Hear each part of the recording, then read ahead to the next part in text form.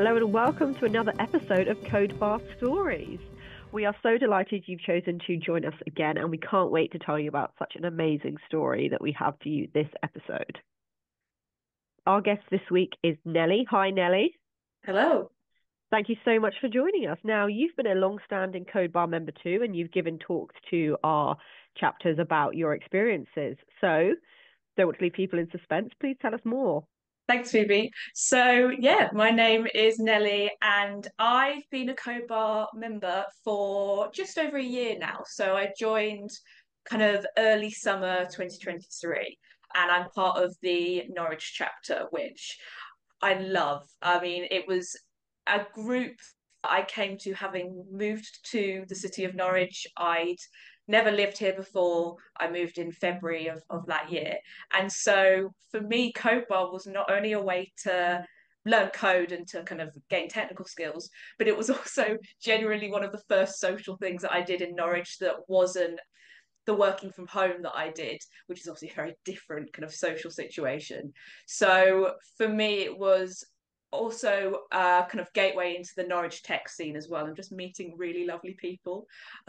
So yeah, love Code Bar, and as you said, I've done the talk that's up on the YouTube channel around autism and tech. So I should say as well that I'm an autistic woman. Was diagnosed in 2020, and so that is kind of I am autistic, and that's a core part of who I am. So that probably will come for conversation as well. I think it will. Um, And yeah, just to say, definitely. we will link that video down in the show notes so everyone can go back and watch it if they want to after listening to this show. So thank you very much for joining us. Now, we started with Code Bar, but what we'd actually like to do is take you back to the beginning. Tell us, what did you want to be when you were growing up?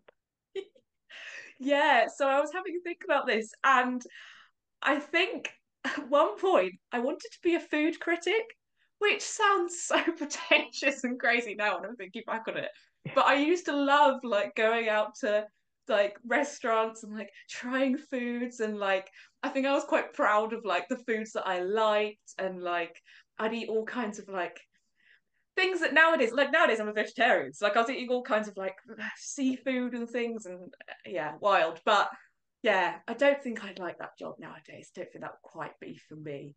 But yeah, very unrelated to tech. Either that or probably like a an author or something. I think that as a Ooh, food critic, that kind of writing side. I yeah. was more on that language, literature, writing, kind of throughout my education really. So that was where I was leaning Okay. more. I was going to say that sounds all very creative. So how did we get to tech? Where did your interest in tech start? Yeah, so I think it was only later in life. I think growing up, so I was born in the 90s, in 1995, and so I'm of an age where I grew up with tech and kind of just accepted it. I can't really remember a point pre-tech being readily available in the home. We'd have like a family computer and things, and I'd play games in there, that kind of thing. So I kind of just accepted it, wasn't necessarily curious about how it worked. I was just like, oh, it's here and I'll use it. I was very focused on school and on, like I said, kind of things like language, literature, kind of working really hard in those areas. And so for me, it wasn't until post education that I actually thought, oh, actually, tech is quite interesting, because I think I was of that generation where when it came to GCSEs, I kind of thought like, oh, I don't want to do ICT, like I don't want to do like Excel and like what. So I kind of just dropped it, and then it just got left to the wayside for years and years. And it wasn't until I was working at a charity and I got involved with their web team. They were using a content Oh, management system. Yeah, that I was able to like start to see, oh, it's quite interesting, like the behind the scenes of it. So that was kind of where I first started with it, really. So a few years ago, quite recently. And then one of the things we're really interested in this podcast as well is the journey from that moment you decided to, transition into tech to where you are Yeah. now. So how was that journey for you? Like what was the route to where you are today from deciding, when you were at that charity, you're working with the web team to Mm. where you are now? Yeah. So I think I had a natural kind of tendency towards moving towards tech in that job. So I was finding that like I said, the website was quite interesting. I was finding that I said I wasn't very keen on Excel when I was younger, but actually I was finding that in that job I was able to use that fairly well, and I could help team members with kind of some techie things. So I started to, I guess, gain confidence in my ability to manage tech, handle tech, help other people with it.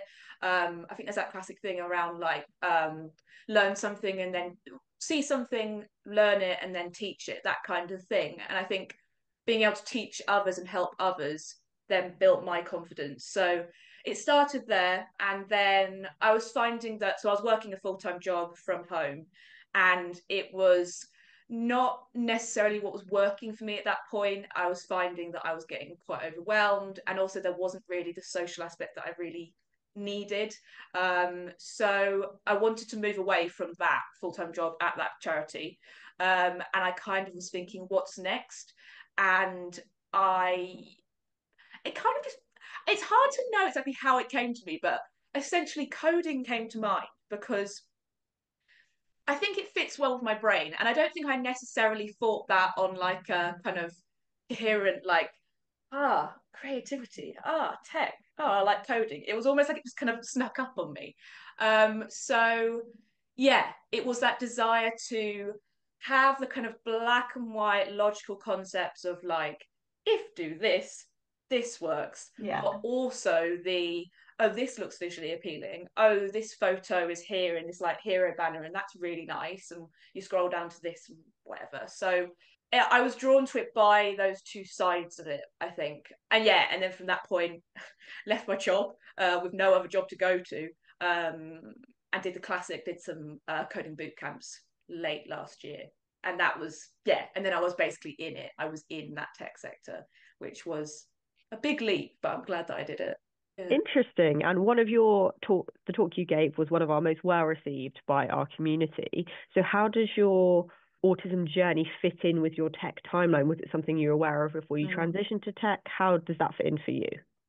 Yeah, I think that's a really good question, because I think, so my diagnosis was in 2020, so it was all through video calls. And at that point, the diagnosis process involved, as I said, it was a lot of video calls, it was a lot of sessions speaking with someone. And so you talk about yourself and kind of what your strengths are, what you find challenging in your childhood, that kind of thing.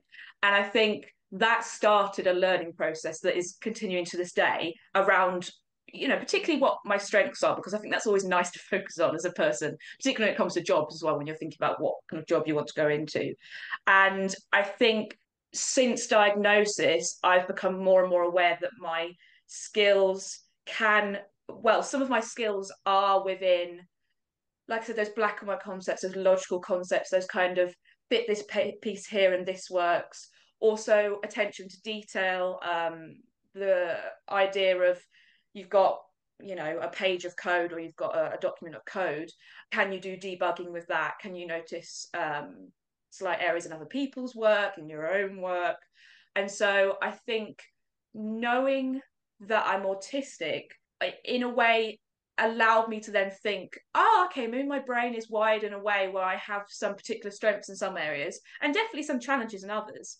But that kind of methodical, logical, attention to detail approach, I think it was helpful that I knew that going into the tech sector, because it gave me that self-confidence to be like, this might be for me. I'll give it a go. And during the talk, so many people related to you so much, and you were so warm and open about talking about it. What made you decide to start talking about it so openly? Yeah, I think so. I've been talking on autism for a number of years. So, the charity that I worked at was the National Autistic Society. So, Okay. For international listeners, that's one of the UK's leading autism charities. So, if you type in autism on Google, and you're in the UK, the top two search results are like the NHS and National Autistic Society. So, for me, I also started volunteering there before I landed a job there. So, and my volunteering started in 2015, I think. So I kind of 2015 to 2019, I think it was, volunteering, and then working there up until last year. So I had a good amount of time with that charity. And through both volunteering there and working there, I did multiple talks around autism, both pre and post diagnosis. So when I started on my journey of delivering talks around autism, I would present on the basis that I was not an autistic person. So it's quite odd to look back at it now. But I really built confidence in that area. Again, that word confidence comes up because I think it's an area that I think a lot of people struggle with. I think particularly women in the tech sector, and I definitely do struggle with confidence. But when it comes to public speaking, when it comes to presentations, I think because I've got those years and years of experience of presenting in general, but then also presenting about autism, it's an area I feel like I've got those strengths in. So when I came out of the 2 boot camps that I did late last year, so late 2023, I came out of that and I kind of fell into the job market. Like I knew it was happening. I knew I'd have to apply for jobs after the boot camps, but it was like, oh, okay, here I am. And it was also around Christmas time, so it's kind of weird looking for a job. Properly started in the new year, but I had almost this like background thing of, oh, but I can do talks around autism. I know how to do that. And it kind of just progressed from there to the point where now I'm doing it as a job and working self-employed and weaving in tech as well. So yeah, it's been an interesting journey to get to this point, but I think I have that passion behind wanting to talk about autism. And I also want to spread awareness and understanding. And those two tie in quite well, I think, for a job, because then I find the job interesting, which everyone hopes for an interesting job. So I want to take us back to your tech journey because that's the big reason of why we asked you here today. Once you finished your boot camps, what did you do then? Because I know now you are working in tech, you're doing consultancy with, all these amazing skills that you have. What did you do then? Because that, again, there's a lot of people listening who may have just finished a boot camp or they're just about to finish their boot camp. And then I know when I speak to people, it seems quite daunting because then you're in the world now, you don't have that support. So when you finished those two, what did you do then? Yeah, it was a strange time for me. So, like, as I mentioned, I left my job. That was around the August, and then I had a week, and then I was straight into a full stack boot camp that was in person, which was lovely. I'd recommend that if anyone could do an in-person boot camp, it was a brilliant experience. So yeah, I did that one, then did a second one that was Next.js, and that then I was kind of then out of that cycle, which I really enjoyed. Definitely challenges throughout, but overall really enjoyed. That all finished just at the start of December. Then I caught COVID and was ill for like maybe a week and a bit, which interestingly, I was at a graduation for a tech boot camp the other day and I spoke to someone else and they say they think that they got ill after their boot camp too. So I think don't worry if you come out of a boot camp and you just feel like you want to lie in bed or you come down with something, because I think you are genuinely, they call it a boot camp, and I think it can really take it out of you, even if you think it's mental, even if you think, oh, I'm just sitting at my at home, if you're doing a virtual one.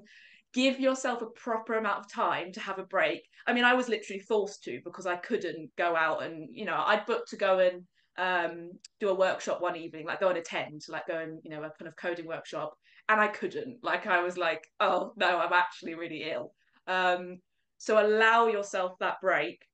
And then timings wise, it's always going to be different with tech boot camps because it's not like your standard academic year. You come out in like June, July, that kind of time.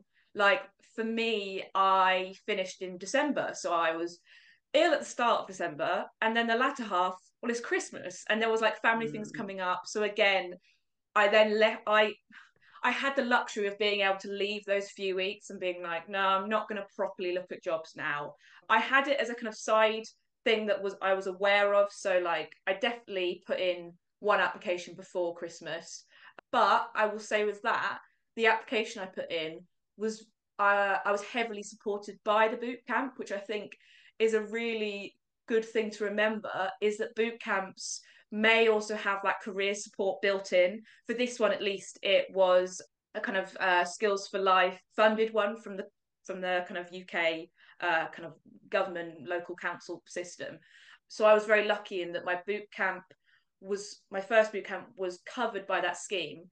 And as part of that scheme, you then got career support after the boot camp. So if that's available, make use of it, because I had like a video call with our kind of careers person, and we read through my I think it was my CV and my kind of cover letter. And she even had a contact with that company. So making the most of that career support, definitely. But like I say, equally allowing yourself that chance to have a break. But at the same time, like I mentioned, it was that luxury of being like, I could have a break. But if you find that you come out of a boot camp and you're thinking, oh, financially that was a lot because I didn't, you're often not earning in a boot camp. So you've come out of a non-earning period. Don't be afraid to do like side hustles too. So like I chucked a whole load of stuff on Vinted, like, get a, don't be afraid to get like a job in a supermarket or whatever it is. And also like being open and honest with people around you around financial stuff as well, because I think trying to get into the tech sector, sometimes you do have to sacrifice pay essentially because you're doing these boot camps that don't pay you. So it is tough. And so have that kindness with yourself, but also don't be afraid to talk to people about that, because I think it's an area that's not necessarily always talked about when it comes to boot camps. Is there is that financial sacrifice sometimes, but hopefully it pays off. There is a financial cost, and I kind of like that you got ill, not in a not in a mean way, but in a way that's like you were forced to have a break, because I think it is so tempting to come straight out and know that you have to get on the job hunt straight away. So I kind of like that your body was like, actually, no, Nellie, we're going to have a little break, and we deserve that break. You're going to be ill. Like, watching not catch up, watching streaming and just lying down. It wasn't great, but it was a good chance to rest up, definitely. Yeah, and thank you for talking about the financial aspect as well, because I think that's something that people don't often talk about enough. We're awful at talking about salaries and the financial element. And actually, someone I spoke to recently at codebar, one way that they said they were like financially helping themselves during a boot camp was they were a designer. So they were transitioning, and they'd created some custom like templates on Canva, and as someone buying them, they were selling them. And I was like, that's such a good way to make passive income. So, you could do it potentially before the boot camp, and then, you could have this passive income during a boot camp. And when this person, it was a codebar student, told me it, I was like, that's such a good idea, because once you've done the work, everyone's dream is to have passive income, income that, just coming in without, once you've done the work. So thank you for talking about the financial part of it, because I don't think it is something that we do talk about enough, and we do tend to get a bit embarrassed and awkward about it. So thank you. Yeah. That's all right. And with it ties in, I think, very well to codebar and its aims and around funding these sessions, because when I first started going to those sessions, I wasn't a full-time job, and it was okay paid. And so it was a nice treat being like, oh, I can go along, and you could go and get a little soft drink from this cooler and like have pizza and things, and it was lovely. But I think, when you're actually on the boot camp and then afterwards when you are fully unemployed, being able to go along and it was like, oh yeah, I don't have to think about that dinner for that week. It's little things like that. And I think you see that in the tech sector more than I was expecting, in terms of the generosity of others, particularly around time. I think coaches, as a prime example, give up their time to pass on that knowledge, which I think I did not expect coming into the sector. I thought it was going to be the boot camps there to help, but I thought it was just going to be like everyone else, quite kind of cold and just in their own little cliques. But it's really not been like that. So that's been really lovely as well. Yeah. And it is one of my favorite things about the tech industry. You go to these tech events, people are talking, sharing their knowledge, you have open source, so people are putting their code online, and it is actually one of my favorite things about the tech industry, is that it's not hidden. People don't keep their knowledge in, they're writing blog posts, doing podcasts, open source. It's definitely one of my favorite things about tech. And you just mentioned coaching, and I know you have recently started dabbling with coaching at codebar. What made you decide? And I love hearing people who have, transitioned from a student to a coach. So what made you decide to start coaching? Well, so with our local chapter, so in Norwich, I will definitely say throughout the year, we have very varying numbers of students, the coaches, Yeah. and if we're lucky, it'll be equal. But some workshops, it might be, I mean, we can be in a very lucky position where we've had times where we've had so many coaches that you just have this lovely group of coaches just sitting in the sofa area, just chatting, doing their own projects, and it adds to the whole kind of vibe of the room. It's really nice. But equally, you will have other times where it's like, we don't really have enough coaches, and it's not through Yeah. the organizer's fault or anything. It's just people drop out or people might be ill. And so I think it kind of started like that, really, in the lovely Holly from our chapter, who was one of the people who runs it. They asked me if I would be able to do some coaching, and I said yes. And I think, going back to what I was saying earlier, that thing around learning something and then teaching it, I think it was and still is useful for me to do that, even though it's not something I feel hugely confident or comfortable in yet. It's still something that it gives me a bit of a boost knowing that I've come so far from the point of my first codebar session that now I can teach others, because I was definitely like my first codebar session was I think you can still find it on the codebar website. It was the little owl project for like HTML, and it was like Yeah. owl and the pussycat and like a little picture of an Yeah. owl, Yeah. H1, and it's so cute looking back on it, because I just didn't like I didn't know what like head and body was. I didn't know what H1 was. I was just like, and I was asking all these weird questions to my coach, and they were probably thinking like, you don't need to know that, like all the stuff in the head and all this stuff. But it's nice now that, a year on, I can then teach some of those basics to other people. And in this past, when was it? Last Wednesday, I think it was. I was working with, so I did a bit more coaching, and I was with someone who was very sweet. They were on, or it would have been their results day, their A-level results day. So they're Oh my only God, 18. that makes me feel so old. And it was lovely. So I like spent the session with them, and it was they'd given up like their results day evening, which was amazing. So they were sitting there with me, and they wanted to learn a bit about Python. And so I'm currently on a Python kind of mass online course thing. So I'm learning Python at the minute. I only started learning it about 3 weeks ago, but they wanted to learn about Python. So I was like, okay, well, here are my notes, and there's this, and there's a function, and like a space is important, and I'm not quite sure why, but a space is important. So we were like learning together, but we then went off into all kinds of fun tangents, and I was showing her like the inspect panel, and yeah, it was really lovely. So I think it helps me learn too, like coaching. And I like the flexibility of it as well, with the way things are at the moment, in that I can go in and be a student and work on my own projects, but equally I have that flexibility to be able to go, actually, yeah, if someone needs coaching in a kind of HTML, CSS, maybe a bit of Python now, then I can help. And it's so wholesome that you're doing Python together, because Yeah, one thing I always say to people is you really don't have to be an expert in something to be a coach. Like, all you yeah, need to do is know a little bit more, and actually then, like you say, in that situation, what's really nice is you can learn it together, which is yeah, so nice. And that's also yeah. more wholesome, I think, than let's say that student had a coach who was 20 years into their Python career. So I think that is Mm. yeah, I can imagine that was really wholesome.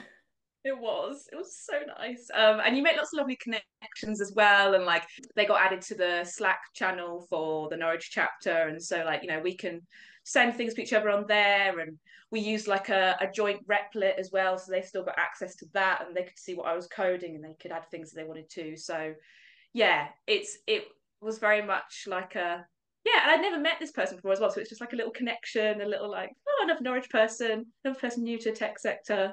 But yeah, it made me old. It made me feel old, because they were kind of the age of my younger cousin, and it's like, oh wow. And I remember him, kind of being born when I was back in primary school. So it's like, oh gosh, now I'm getting old. We're all getting old. Yeah. So, Nellie, what are your plans for the future?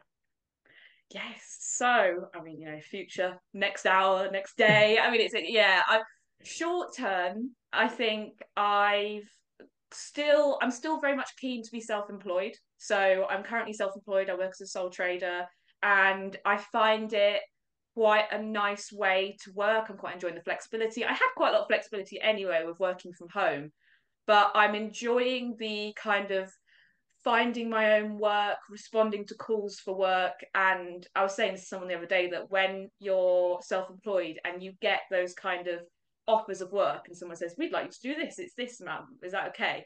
It feels a bit like getting a mini job offer each time. So you get that boost of like, oh, like you've got a new job. And obviously it will only be a temporary, 8 hours or like a certain amount of days or whatever it is. But I love that kind of, oh, amazing. Yeah, I'll do that. So yeah, still enjoying doing self-employment, and I think I'll continue doing that. I think I'm determined just to try and push myself and do lots more new things, because this whole past year, it's coming up to the end of August last year, I left my job, and the National Autistic Society, and I think that whole year I've allowed myself the chance to try new things, to kind of quite decimate my savings, but because I wanted to live and I wanted to try new things and I wanted to give myself a break as well. And again, I was in a very fortunate position to be able to do that, but I had worked hard to kind of build those savings up. And I think that then allowed me to enter this new career path, and that's what I now really enjoy doing. So I think, yeah, next year ahead, I want to try do lots of new things, push myself. I'm going to Dublin next month, getting a plane of my own, which I haven't done ever. So that's exciting. Currently buying all the little travel bits and pieces for that, which is very, very fun. And yeah, next year I've got an exciting booking kind of coming up. And yeah, just enjoying the new opportunities, really. That's so But also giving myself exciting. that break. Yeah. Yeah, that's so exciting. And if you could give some advice to people that are listening to this, want to come to Code Bar, that want to be developers, what would you tell them? Yeah. I mean, I would say just go for it, really. I mean, I found that I think I just typed in like Norwich coding. And I think the boot camp I then went on to do and Code Bar were like really high ups, SEO wise. Great guys. Like, you did really well. You got me. And we've had someone at the Norwich chapter who they came in because they saw an advert on Instagram. Like, you just see information about Codebar, and obviously Codebar is in a huge amount of cities, like globally, but equally don't be afraid to go along to the virtual sessions too, because there's the one that is just available to everyone and it's virtual. If you're thinking like, oh, like I grew up in Suffolk, and Ipswich is kind of the main town there, and there isn't an Ipswich chapter of Code Bar, and to come up to here to Norwich might be a bit far to go. Some people might do it, but so then you might think, oh no, maybe I won't bother kind of getting involved then because it's not a local chapter. But there's lots of online ways to get involved with Code Bar. It's a tech charity, so there's going to be. And things like the annual conference as well, attending all the workshops. It's maybe more accessible than people might think. I think people might see like, oh, Code Bar Norwich, Code Bar Edinburgh. Oh, but I'm not nearby. And it's like, no, you can attend all these things. You can still get involved. And you meet lots of lovely, friendly people.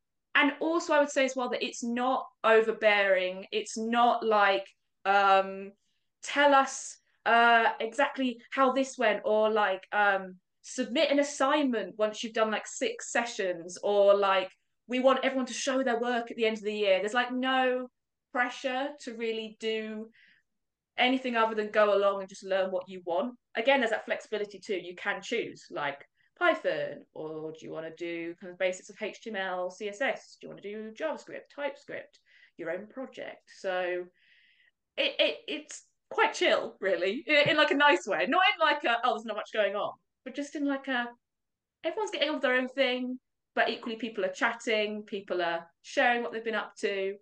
It's really lovely. It's a nice community. And we wanted that when we started Codebar. We didn't want it to be this strict, boot camp style of education, or where you're having to sign up for X number of workshops. We wanted it to be flexible for both students and coaches, because also things in life happen. You might be moving house, you might be starting a new job. We wanted it to be that, so if people could come, when you get that email RSVP, great. And if you can't come, that's also okay. Just delete the email and come to the next one. Like, life happens, and we didn't want there to be that pressure, and that's I think one of the reasons, and I hope one of the reasons why we are really different is that it is relaxed. You know, there is no pressure. You know, you can do it in your own time because, yeah, life happens. You could be working, you could be a carer, you could be a parent. Like, you know, there are so many factors to it. So thank you so much for today, Nellie. Before we let you go, how can people connect with you online? Yes, so probably one of the main ways is LinkedIn. I've very much gotten to LinkedIn in the past year, having really not used it. But yes, it's a funny old place because obviously it is social media, so it's very easy to get quite addicted to it. And I will admit, so I can get quite addicted to it. But it's a useful place to find out what it is that I'm up to. So if you type in my name on Google, that's probably one of the first things that comes up. So Nellie Allsop. Type that in and it will probably come up on my LinkedIn, and equally my website should hopefully be high up as well. I've been trying to work on the SEO and like the meta title and things.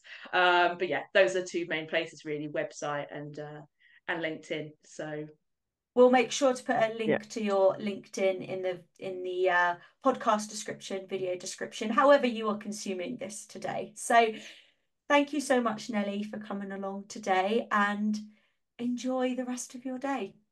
Yes, thank you so much, Nellie. Thanks, guys.